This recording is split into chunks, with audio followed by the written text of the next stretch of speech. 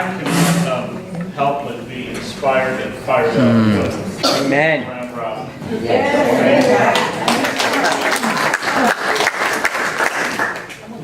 So today is about information. Jared and I really wanted to give you an opportunity for some advanced training, not because we didn't think that you knew nothing or anything like that, but just because we've seen this deer in the headlight looks before when people are like, I signed up for the connections area and this is what it involves? Wow! You know, so we wanted to make sure that you all had a heads up as soon as possible. As I was praying and just kind of meditating this morning, I thought of a story of one of Jesus' miracles, and I wasn't really sure why I was thinking about it until I heard Pastor Robin share.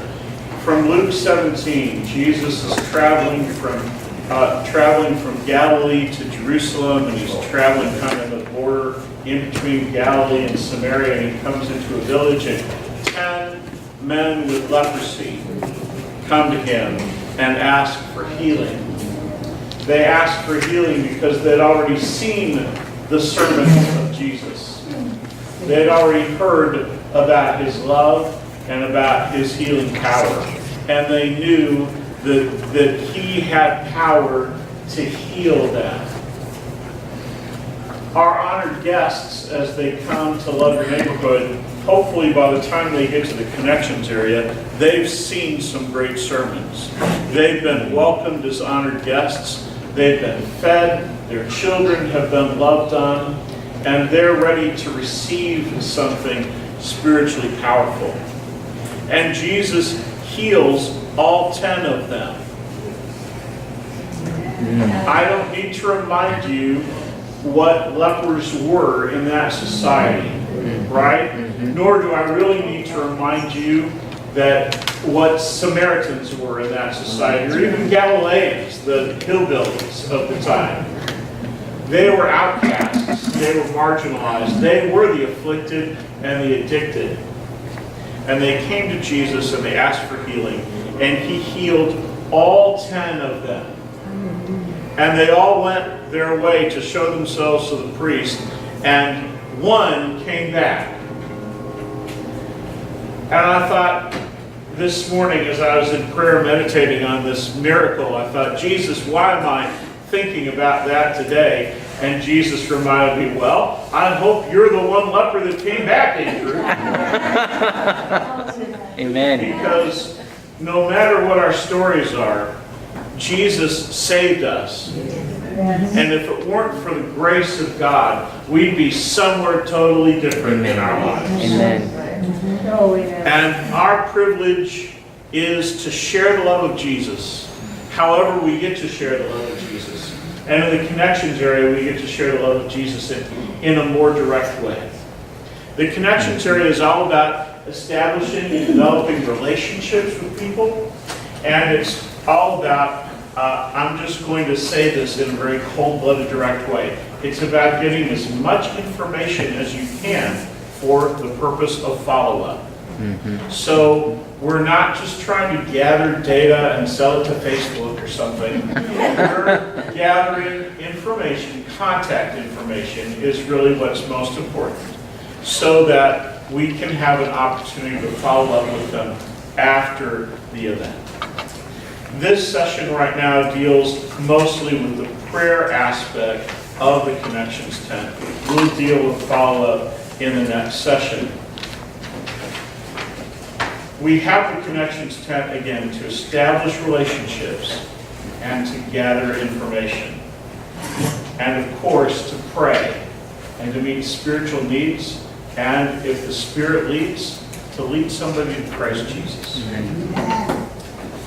We want to make sure that the Connections area is the last thing before groceries. Grocery pickup is the exit of your event. The Connections area is next to it.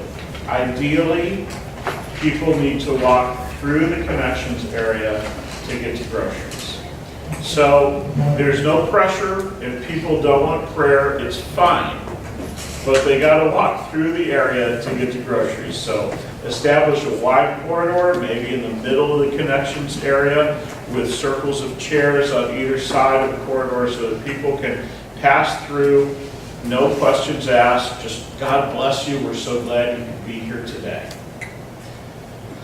The reason that we do that is because we do want to make sure that people get an obvious opportunity for prayer. So what we want to do is, in front of the connections area, we want to have greeters for the connections area. Now that may be some of the people who want to pray, and you kind of trade duties on and off, for the next half hour, you're a greeter, and then you go back to pray with people in circles, or however you want to arrange that as the connections area coordinator, the prayer coordinator. Okay? But it is important to have greeters, and it's important to have greeters that are extroverts. And as I was listening to you this morning, I don't think that's going to be a big problem in this room, at least. It's important to greet people as they come into the event. It's important to, along the way, have people along the way that love on them and can help them find different things. And it's important to have greeters for the connections area so that they feel like, again, they're being loved on, they're being welcomed. So they need to be greeted as they enter the connections area. Would you like prayer today? And if they would like prayer today, then the greeter make sure that they are seated. So the greeter greets and the greeter seats honored guests. Make sure that they're seated in a prayer circle with an available team of prayer volunteers. Okay? If all the prayer circles are busy at the time, then you get to make some small talk. And maybe one of you picks up the form and begins the process of gathering information and just really striking up a conversation and asking questions.